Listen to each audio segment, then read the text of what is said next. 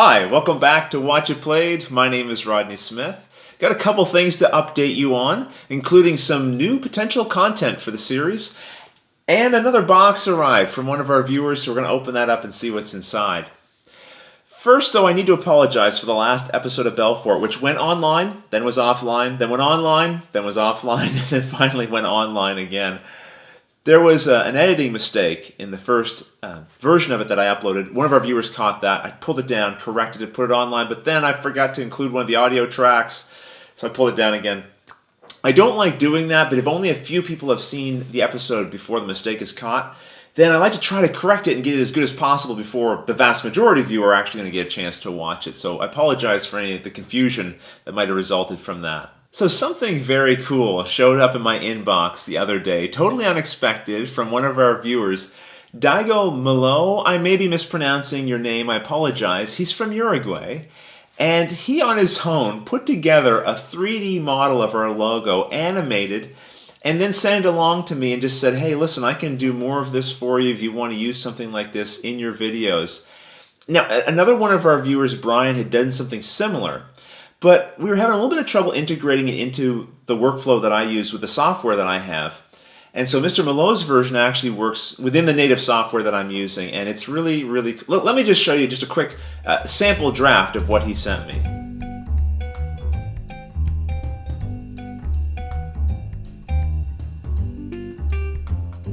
I just thought that was fantastic. Totally surprised by it, and thank you so much for taking your time to do that for us, and we didn't even ask for it.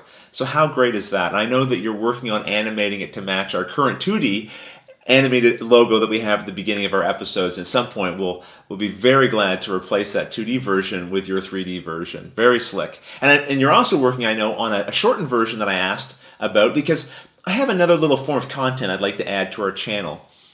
The name for it is going to be Table Talk, and that name came to us from Aaron D., one of our viewers. I put the call out on Facebook looking for a name for this segment.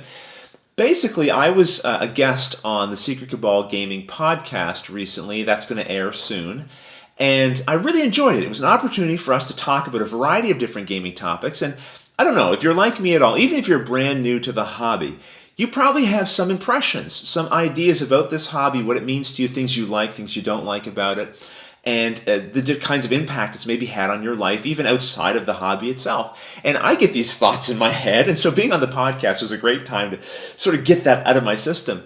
And I thought, well, maybe I'll extend that to my channel as well. These very short 2-minute videos where maybe I pick a topic that's on my mind and share it with you guys, share my thoughts around it, and ask you to give me your thoughts on the topic.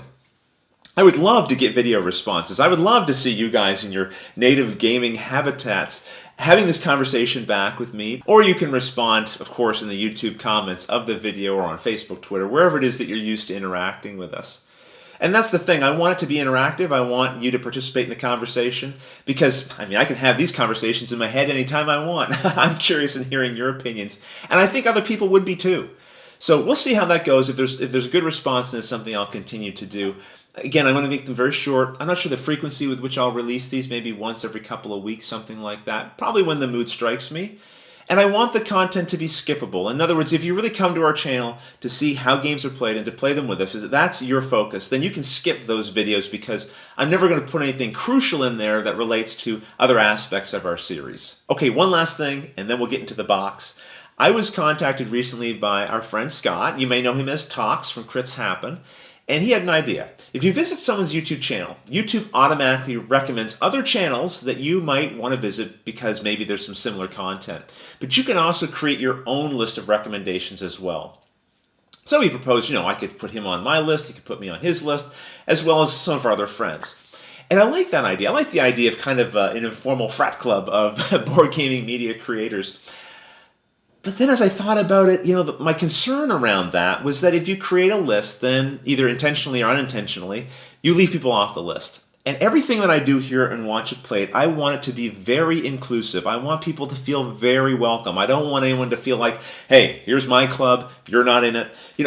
So I struggled with the idea of creating a list. And then after a few weeks, it dawned on me. I will approach this the same way that I approach everything else. I leave it up to you, the viewers, to decide what you like and don't like. So this list I am going to populate with every board gaming media channel that I know of, because I really want I want to be associated with all of them. If they're family friendly and you have at least 15 videos and you're not on that list, let me know and I'll add you.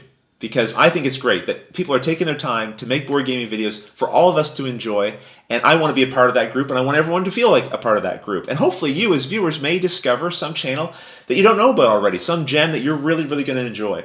So I'm going to continue to add to that list over time. Check it out. Maybe you'll find something great there. Now, I'm hoping to find something great in this box, so it's packaged up. I'm going to cut it open, and then I'll bring you back, and we'll see what's inside.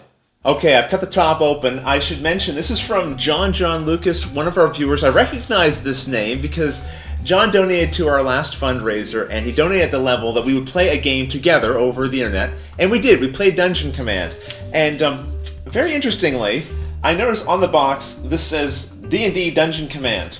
So I don't know if that's a clue as to what might be in this box. This is a game he wanted to play with me. I didn't own it, so I went out and bought it so we could play it together. And we had a really good time, and I did beat him, I will add. Let's see what's inside of this box. Okay. Oh, well, there's a letter on top. And, oh, it's a bit lengthy. Let me just read through this quickly, and then I'll give you a quick summary. Okay, well, John wrote a very nice letter here. He includes some thanks for our work on the series, and also that he's looking forward to taking revenge on me in Dungeon Command, which, based on the contents of this box, you'll understand in a moment. But he also wanted to mention to me one of his other hobbies, video games. And he wanted to send me a copy through Steam of the game Sang-Froid Tales of Werewolves. This is from a Canadian independent studio. Very interesting that you mentioned this, because one of our other viewers sent me this game already as well. And I'll tell you something though, and he mentions in here, listen, you might not get time for video games, I understand, don't worry. And I gotta be honest, I don't get a lot of time for video games anymore, and every now and then I crave that, but I've got so much cardboard to play with that's where I end up spending most of my time, and honestly, it's a great problem to have. He also mentions that he includes a card here from Le Fou de Roi. I'm probably mispronouncing that. I apologize, my French-speaking friends.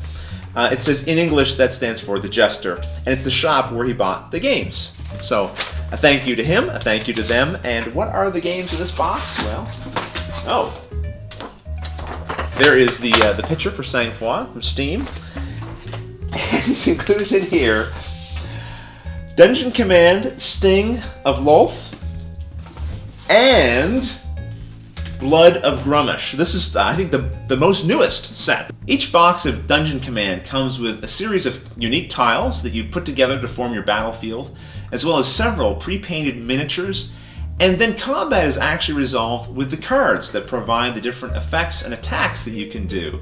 John, one set is fantastic. 2 sets? It's too much, man.